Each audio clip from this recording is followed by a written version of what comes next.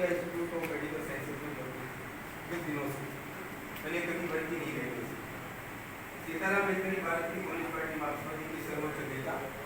वामपंथी आंदोलन के एक असाधारण नेता और जाने माने मार्क्सवादी सिद्धांतकार। वो एक प्रतिभाशाली छात्र थे जिन्होंने अंडर ग्रेजुएट और पोस्ट ग्रेजुएट दोनों की डिग्री अर्थशास्त्र में चतुर्थ श्रेणी में हासिल की। उनकी जो अंडर ग्रेजुएट है वो उन्होंने सेंट जेवियर दिल्ली से की, सेंट स्टीफन में दिल्ली से किया। वो उसके पहले जो है वो आंध्र प्रदेश से उन्होंने 12वीं किया था और ऑल इंडिया में जो बोर्ड की जो परीक्षा होती थी उसके वो मेरिट लिस्ट में टॉपर थे। ऑल इंडिया फर्स्ट रैंकिंग थी उनकी। इतने प्रतिभाशाली जो है वो छात्र अपने शुरुआती दौर से ही रहे हैं और फिर सेंट स्टीफन में आए, वहाँ भी उन्होंने फर्स्ट डिवीजन हासिल किया और बाद में जेवी में गए, वहाँ भी उन्होंने इकोनॉमिक्स में जो है वो अपना MA किया। वो 1974 में जवाहरलाल नेहरू विश्वविद्यालय में छात्र आंदोलन में शामिल हुए। 1974 इमरजेंसी के जस्ट पूर्व 2 वर्षों के दौरान उन्हें 3 बार जेएनयू छात्र संघ का अध्यक्ष चुना। मतलब एक बिल्डेली व्यक्ति हैं और जेएनयू में पहली बार और अभी आज दिन तक पहले व्यक्ति हैं जो लगातार 2 साल में 3 बार जेएनयू के वो प्रेसिडेंट बने। कैसे बने? वो चुने गए, वोटों से चुने गए, उनके खिलाफ लोग लामबंद हुए। जनरल बॉडी मीटिंग वहाँ का नियम ये था कि जनरल बॉडी मीटिंग में अविश्वास प्रस्ताव पास हो जाता है तो उस अध्यक्ष को रिजाइन करना पड़ता है और रिजाइन करने के बाद दोबारा चुनाव होते हैं। और जेएनयू का छात्र संघ के चुनाव के बारे में भी आप जानते होंगे कि वहाँ का चुनाव छात्र संघ की ही चुनाव कमेटी करती है, उनका एक इलेक्शन कमीशन बनता है छात्रों का ही, प्रशासन का कोई इंटरफेयर नहीं होता है। तो वह दोबारा फिर खड़े हुए चुनाव में और फिर दोबारा छात्रों ने उनको प्रेसिडेंट चुन ली। तो इस तरह से जो है वह 2 वर्षों में 3 बार छात्र संघ के अध्यक्ष लगातार चुने गए। इतनी पॉपुलरिटी सेंस में है कि वो इतनी लोकप्रिय थे छात्रों के बीच में कि वो जनरल बॉडी मीटिंग में अविश्वास प्रस्ताव आने के बावजूद भी वो जो है वह अध्यक्ष द्वारा चुन लिए गए, उनके ऊपर भरोसा किया। वो 1984 से 1986 तक स्टूडेंट फेडरेशन ऑफ इंडिया के अखिल भारतीय अध्यक्ष रहे। ये 1984 से 1986 तक की बात है जब वो ऑल इंडिया के स्टूडेंट फेडरेशन ऑफ इंडिया के अध्यक्ष थे। दरअसल मैं जब SFI में आया, मैं दिल्ली यूनिवर्सिटी में पढ़ता था हिंदू कॉलेज के अंदर, तो मैं 76 में दिल्ली यूनिवर्सिटी में गया और 76 to 79 में दिल्ली यूनिवर्सिटी के हिंदू कॉलेज में मैंने हिस्ट्री में ऑनर्स किया और मैं उसी समय पर SFI का मेंबर बना। उस समय पर SFI के उस समय पर ऑल इंडिया प्रेसिडेंट प्रकाश करात हुआ, लेकिन कॉमरेड जो है उसी दौरान में कॉमरेड जो है वो इमरजेंसी में उस दौरान में वो जेल में बंद थे। तो ये कॉमरेड जो है वो हमारे इस ग्रुप में जो है बहुत वरिष्ठ SFI के लीडर उस दौर में ही बन चुके थे। ऑल इंडिया लीडरशिप को एक दर्जा वो जो है वो अध्यक्ष बाद में बने, लेकिन उनको एक दर्जा जो है उनकी लोकप्रियता से और जेएनयू में उनकी जो भूमिका है उससे, और आप सबको मालूम होगा कोई इसमें दर्द नहीं है पॉलिटिकल, लेकिन मैं उसमें जोड़ना चाहता हूँ कि आपको मालूम होगा कि 1977 में इंदिरा गांधी जो है हार गई और इंदिरा गांधी आ रही तो वो क्योंकि केंद्रीय विद्यालय है, जेएनयू केंद्रीय विद्यालय और केंद्रीय विद्यालय की वाइस चांसलर इंदिरा गांधी। अब इसमें जो है घटनाक्रम यूँ होता है और वो दोनों ही पक्ष की बात होती है, वो इंदिरा गांधी के लिए भी है और वो सीताराम येचुरी के लिए भी कि सीताराम येचुरी जो है वो जुलूस का नेतृत्व करते हुए 77 में जो वो प्रेसिडेंट थे वो इंदिरा गांधी के आवास पर, और इंदिरा गांधी के आवास पर जाने के बाद में ये इंदिरा गांधी की बड़प्पन कह सकते हैं, उन्होंने पूरे जुलूस को ही जो है अपने पास बुला लिया और वो खुद बाहर आ गई अपने रेजिडेंस में। इंदिरा गांधी बाहर निकल के आई और बाहर निकल करके, और वो एक फोटो काफी प्रचलित है, सोशल मीडिया में चल रहा है, आपने सुना होगा कि वो कुर्ता पजामा सीताराम येचुरी बने हुए हैं, बटन खुले हुए हैं ऊपर, और वो एक कागज पढ़ रहे हैं। वो कागज इस बात का रिजोल्यूशन था कि आप इस्तीफा दें। और देखिए उस समय जेएनयू आंदोलन के उस दबाव में और इंदिरा गांधी के बड़प्पन की कह सकते हैं, एक तो उन्होंने पूरे छात्रों को वहाँ पर बुलाया उस दौर में। मैं नहीं कहता उस समय, इसका मतलब है कि इंदिरा गांधी की हम उस सेंस में जो है थ्रू आउट कोई डेमोक्रेटिक नॉर्म्स के लिए पढ़ाई करें, उन्होंने इमरजेंसी लगाई और उसी इमरजेंसी के चलते सीताराम येचुरी बंद भी हुए थे जेल में। लेकिन उसी इंदिरा गांधी ने जो है वो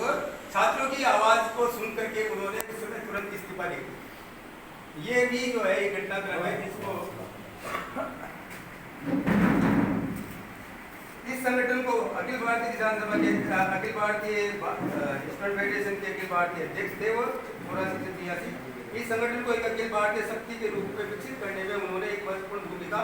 अदा की थी। वो पूरे उस समय SFI जो है वो एक शुरुआती दौर का संगठन था, सन 70 में बना था और उनके ऊपर एक बड़ी जिम्मेदारी थी कि इसको कैसे ऑल इंडिया में ले जाया जाए। मैं उसमें एक बात जरूर जोड़ना चाहता हूँ जो इसमें नहीं है, वो बात यह है कि उनकी विशेषता ये थी कि वो कई भाषाओं में एक बहुत ही मतलब एक कहते हैं एक ऑथोरिटी के साथ में बात कर सकते थे।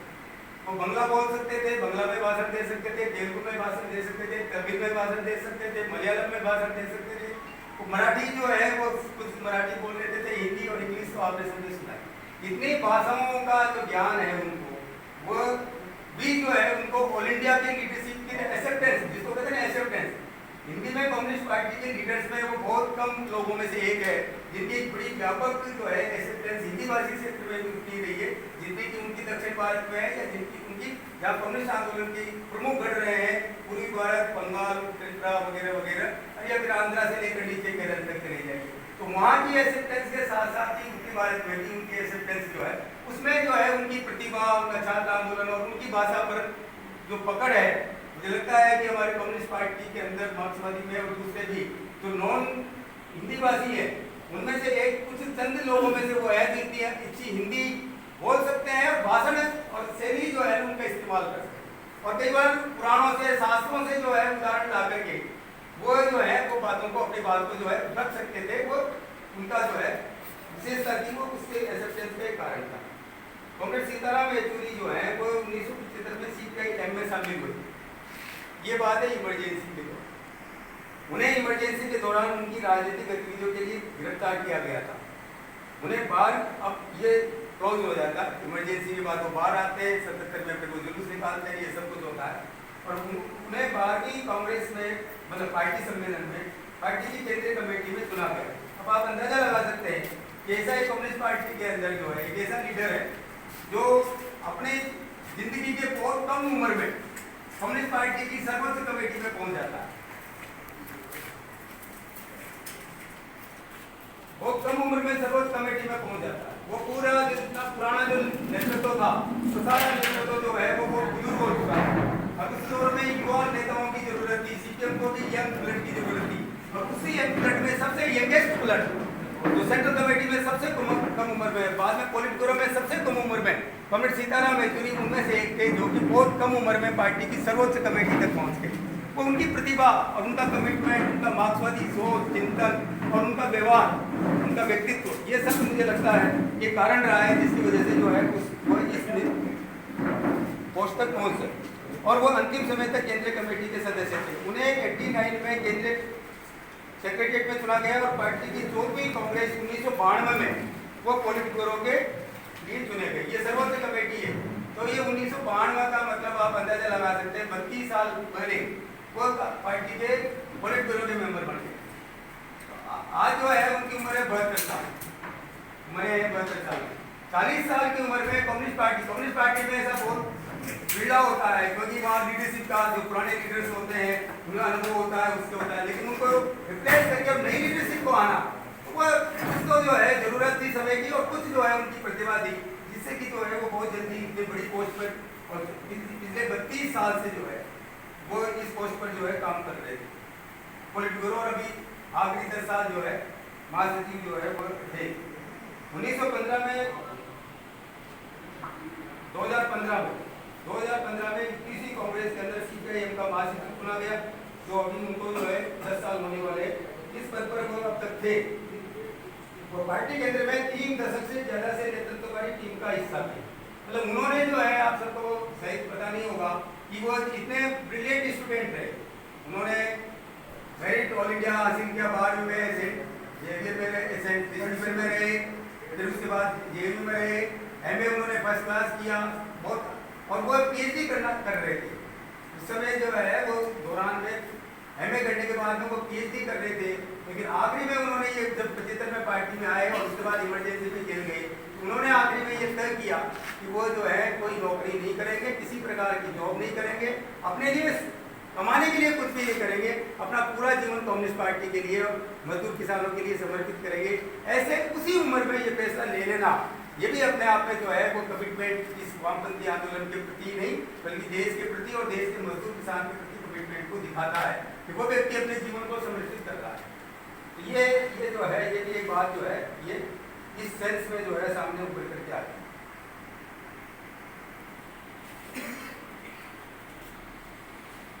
विचारधारा के क्षेत्र में अब ये विशेषता है कि विचारधारा के रूप में जो है वो आउटस्टैंडिंग तौर पर उभर कर गया। नई सेंस में जो है एक अपना जो है आपके साथ में शेयर करना चाहता हूँ एक बात कि पूरी दुनिया के अंदर सोवियत संघ के पतन के जो है बिखराव के बाद और वहाँ की कम्युनिस्ट पार्टी के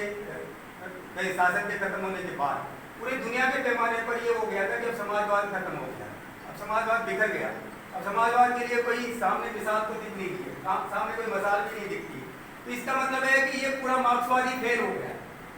उस समय पर जो है सीताराम येचुरी उनमें से एक थे तो दुनिया भर के अंदर जो है ये कह रहे थे कि नहीं मार्क्सवाद ही सत्य है, मार्क्सवाद ही वैज्ञानिक है और क्रांति असंभावी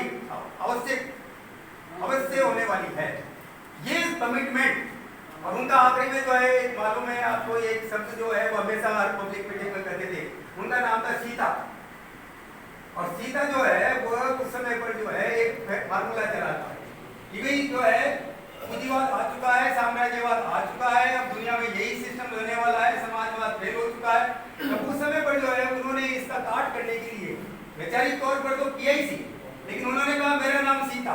और SITA सीता का यदि आप जो है इंग्लिश में पूरा नाम इसको अलग अलग शब्दों में कहोगे तो उन्होंने कहा कि जो है there is no TINA, there is no alternative. और इन्होंने कहा कि socialism is the only alternative, सीता socialism is the only alternative. तो ये जो है सीताराम येचुरी का उस समय पर वैचारिक जो एक फाइट है पूंजीवाद के खिलाफ साम्राज्यवाद का, ये दिखाती है कि वो और न केवल यहाँ भारत में इंटरनेशनल लेवल पर जैसा मैंने कहा कि 92 के अंदर CPIM ने जो है पूरी दुनिया के कम्युनिस्ट पार्टियों को बुलाया और बहुत सारी कम्युनिस्ट पार्टियां, कुछ कम्युनिस्ट पार्टियां, बहुत सारी पता नहीं कितनी संख्या में मालूम नहीं अभी आज तक, लेकिन कई सारी कम्युनिस्ट पार्टियों ने लाल झंडा उतार दिया था अपने ऑफिस से कि अब हम कम्युनिस्ट नहीं। उस दौर में जो है ये सीताराम येचुरी के नेतृत्व में इंटरनेशनल उस समय स्वाभाविक तौर पर अर्गेनाइजेशन छूट गए थे, लेकिन एक कम्युनिस्ट सीताराम दास उनके पीछे पूरी तरह से इंटरनेशनल लेवल पर वो इंटरनेशनल लेवल विभाग के अध्यक्ष भी थे। पार्टी की तरफ से अंदर से जो है जो एक कमेटी होती है वो इंटरनेशनल डिपार्टमेंट के जो इंचार्ज हुआ करते थे, तो उन्होंने पूरी दुनिया के कम्युनिस्टों से संपर्क किया और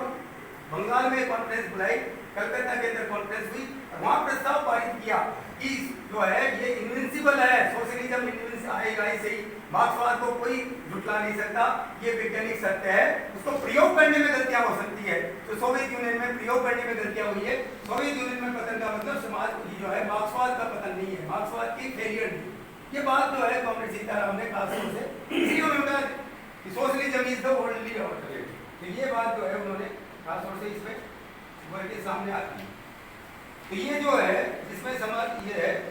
उन्होंने 4वीं पार्टी कांग्रेस में उन्होंने कुछ विचारधारात्मक प्रश्नों पर प्रस्ताव अपनाया था, जिसमें समाजवाद को धक्का लगने के बाद ये दौर में पार्टी के विचारधारात्मक रूप को सूत्रबद्ध किया था। ये प्रस्ताव पार्टी कांग्रेस में कॉमरेड सीताराम येचुरी ने पेश किया था। आगे चलकर यही वही 20वीं पार्टी कांग्रेस 2012 में अपनाए गए। थोड़ा सा हो रहा है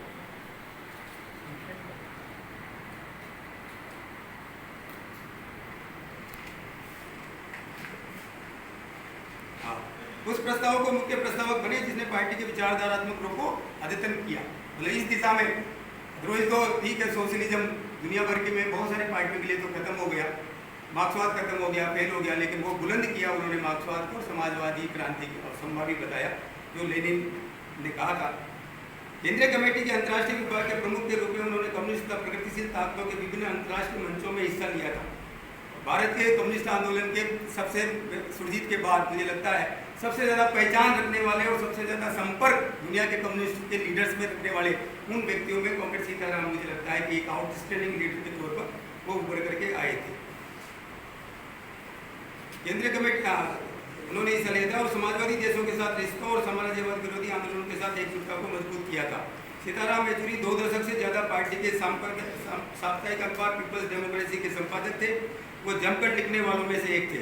विचारधारात्मक क्षेत्र में उनका एक और प्रमुख योगदान हिंदुत्व की उनकी आलोचना थी। ये भी कम्युनिस्ट आंदोलन की तरफ से, हालांकि ये था नहीं है कि केवल वही प्रथम व्यक्ति थे, वो लिखा गया। लेकिन उस दौर में जब खासतौर से आप देखिए ये दौर है, उस समय जब एक तरफ जो है हिंदुत्व की विचारधारा तेजी के साथ में उभर रही थी और पूरा का पूरा आडवाणी के नेतृत्व में पूरे आंदोलन और वो सब चल रहा था, हिंदू मुसलमान हो रहा था, उस समय पर जो है कम्युनिस्टों ने, मैं कौन व्यक्ति था सबसे पहले जिसने उस दौर के, वो थे सीताराम येचुरी, जिन्होंने जो है एक छोटी सी पुस्तिका है, वो ज़्यादा बहुत बड़ी पेज की नहीं है, लंबी चौड़ी नहीं है, उन्होंने बहुत, लेकिन उन्होंने आरएसएस के उस पुराने डॉक्यूमेंट्स के आधार पर जो गुरु गोलवलकर ने लिखे थे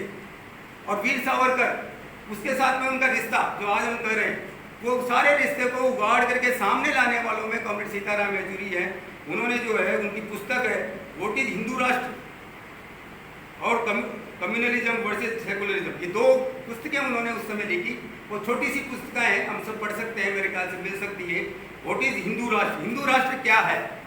ये उस दौर की, अब आज की बात नहीं है, ये आज के जो है करीब 30 साल पहले ये किताब लिखी गई। उस 30 साल पहले इसका खतरा, हिंदुत्व का खतरा,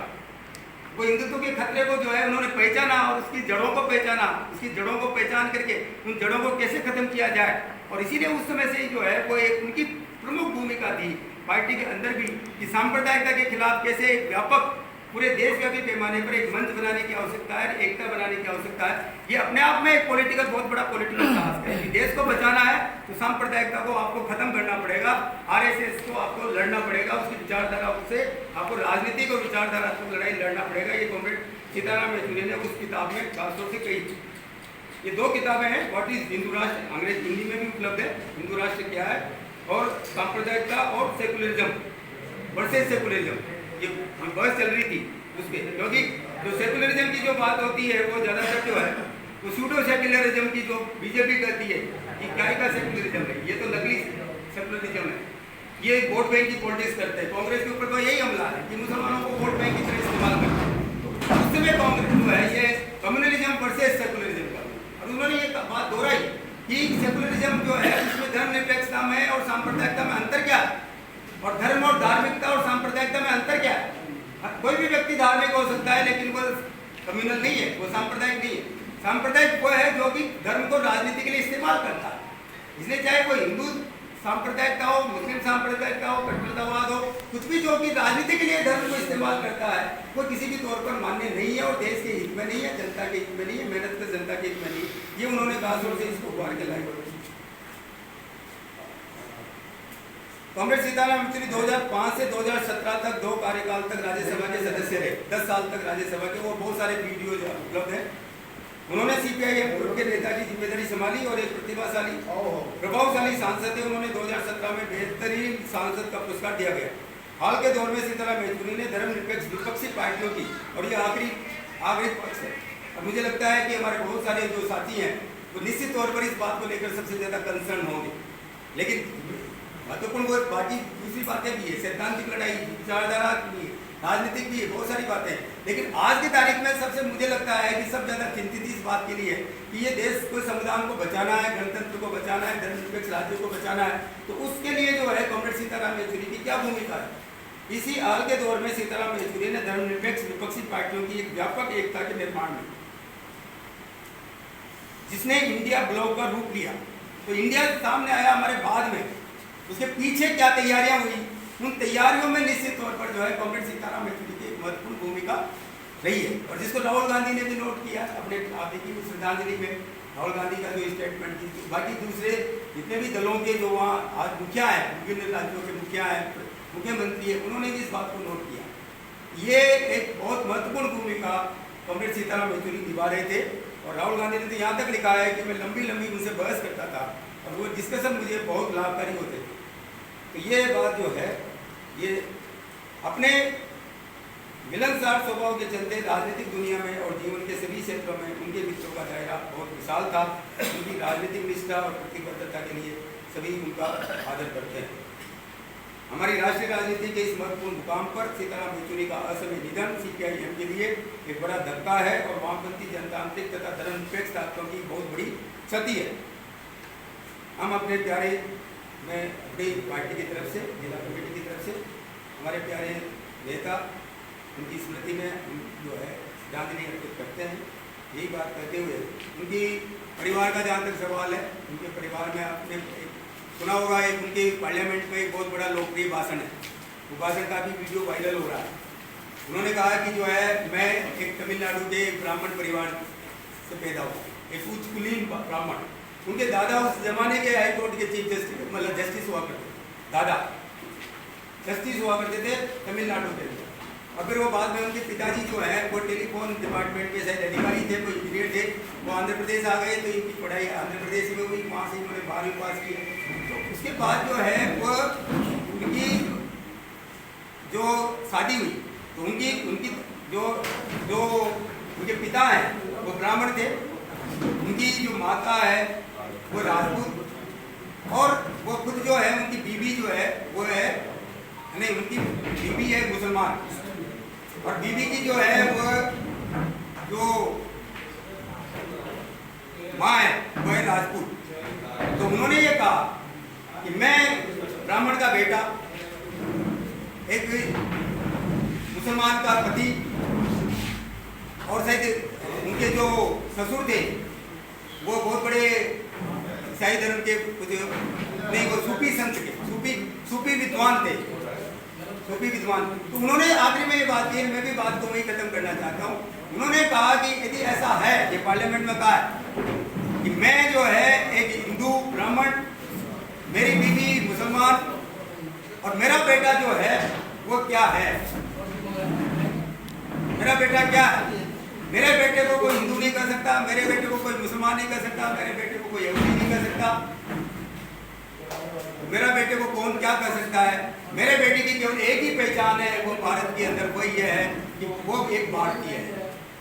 तो भारतीय होना ही इस देश की एकता अखंडता के लिए और ये देश की विकास के लिए, विकास जो है ये पहचान को कायम रखना और इस पहचान को आगे बढ़ाना ही देश को बचाया जा सकता है। ये सीताराम येचुरी ने जो है पार्लियामेंट की भाषण में, तो इन्हीं बातों के साथ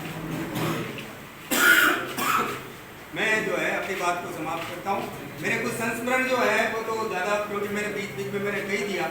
मैं कुछ जो है जेएनयू में जाने के बाद मैं जो है कुछ जेएनयू में गया 79 के अंदर, और जेएनयू में पार्टी के जो है हमारे इंचार्ज सीताराम येचुरी होते थे, वो हर मीटिंग में वो आते थे, और मुझे लगता है कि जो है वहाँ से जो है उनकी बीमारी की जड़ लग गई। क्योंकि हमारी मीटिंग में मैं देखता था कि जब से वो बैठते थे मीटिंग में, तब से लेकर आखिरी में मीटिंग खत्म होती थी तब तक वो सिगरेट नहीं छोड़ते, एक सिगरेट से दूसरी सिगरेट जलाते रहते, और सिगरेट की जो है वो खाली होती थी डिब्बी, और खाली डिब्बी होती थी तो उस डिब्बी को निकाल करके उसका जो व्हाइट पेपर होता है अंदर का, उस व्हाइट पेपर में नोट किया करते थे, और उस नोट करके फिर उसी को वो जो भी डिस्कशन होता था उस डिस्कशन को उस नोट में लिख लेते थे, फिर उसका वो जवाब अपनी तरफ से बाद में आते थे। तो उनके मतलब मुझे लगता है, और उन्होंने कभी जो है उनको बहुत कहा कि भाई आप हॉस्पिटल दिखाइए फेफड़े को, आपका सांस फूलता है, बहुत सारी चीज प्रॉब्लम है, लेकिन जिंदगी में कभी जो है वो हॉस्पिटल गए नहीं, और आखिर में गए तो वो वापस आए। तो ये भी एक इतना परफेक्ट ह्यूमन बीइंग, इतना बड़ा विद्वान सब कुछ होते हुए भी व्यक्तिगत उनकी जो कमी है, कमजोरी है, उसने जो है उनके जीवन को जीत दिया इस कम उम्र में, 72 साल की उम्र में। मुझे लगता है ये जो है ये भी एक कम्युनिस्ट आंदोलन के लिए और सारे आंदोलनों के लिए ये भी है कि आप जो है